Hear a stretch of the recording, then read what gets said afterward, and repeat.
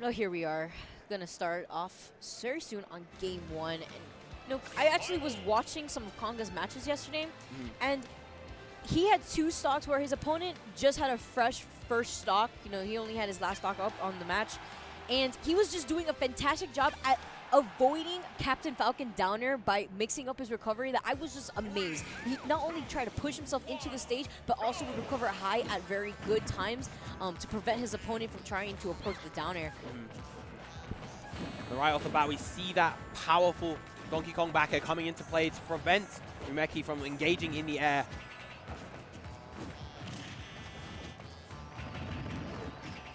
Now, I believe, if I recall correctly, a little while ago, Konga did actually take a set off Samsora not too long ago, so this is definitely something that Umeki does have to be careful of.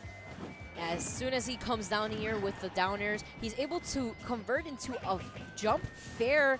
But as of right now, we're seeing Konga being very careful as he tries to maneuver himself back towards the ledge. And, he's trying to contest him. If you're going to jump towards me, I'm going to pivot grab you. Because Donkey Kong's pivot grab, as we've all seen, is really long. It's amazing. And we see that from Konga right at the moment. He is centralizing his gameplay and his movement around, just looking for that grab, trying to create an opening to allow him to get that grab versus Umeki.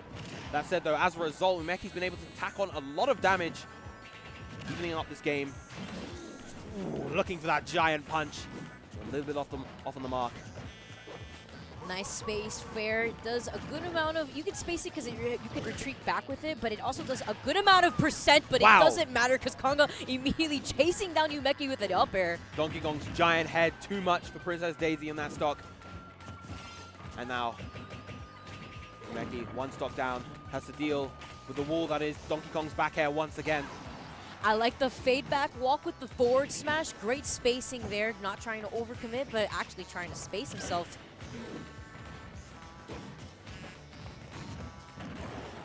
And Umeki doing a really good job mixing up how he's moving around Konga.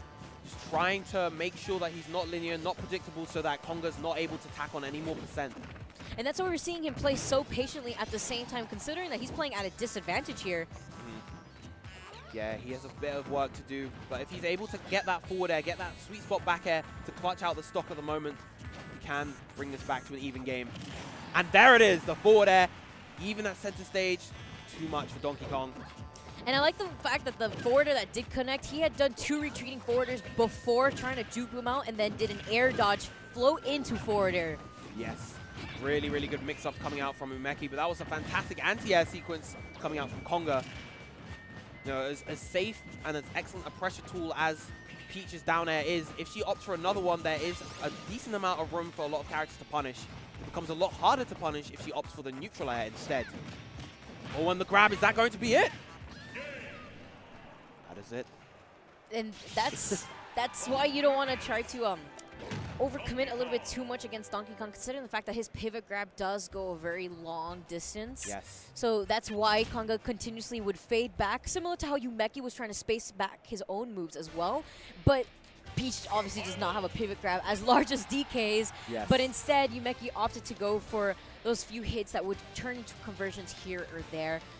Now, what I liked quite a bit from Konga's gameplay is that he used grab very little in that second stock. He was primarily focused on dealing damage with those normals. That's where he got all of that percent, that 60, 70 odd percent that he needed to get that grab, and it wasn't until the end where he finally was able to catch the grab after conditioning Umeki not to kind of expect it.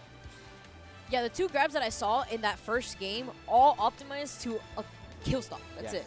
He made sure, okay, this is going to be it. This is when my grab actually is going to count.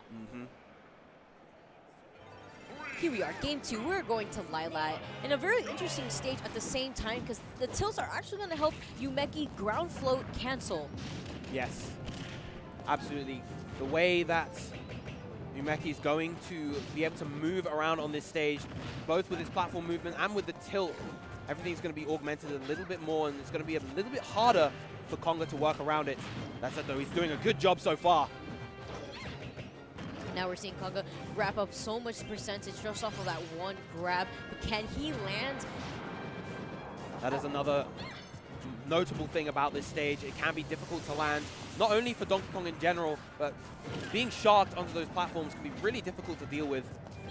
I really like the mix-up that he did on his recovery, though, because he kind of juked himself past the top platform, but then maneuvered himself back on there to mix it up so that way Umeki was not able to predict where he was going to be. Yes.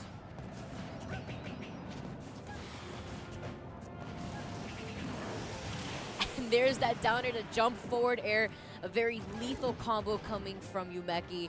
Very common combo, actually, from Peach mains as well.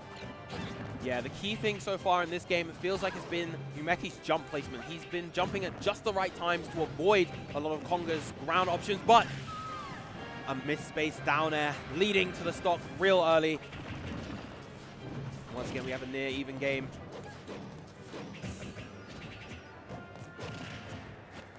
Oh, I like the rollback, completely avoiding that grab attempt there into his own grab, keeping him Konga off stage. Again, these down airs just covering so much space. It's so hard for a character like DK to safely get off the ledge. That back air is so fast, deceivingly fast too at that. Yes, definitely. Frame 6, very good range, good damage. He has the range, and that is going to be the set. Look how he's laughing. 58%. One grab was all it took. Konga overall in that game dealt about as much damage as Umeki did on one stock. And he was able to take the set with 2 excellently placed grabs. He may have had rage, but Umeki was in that perfect percentage window for him to follow up with the up air, which is why you have to be so careful, because you're at kill percent. You get that. That's why DK is a grappler.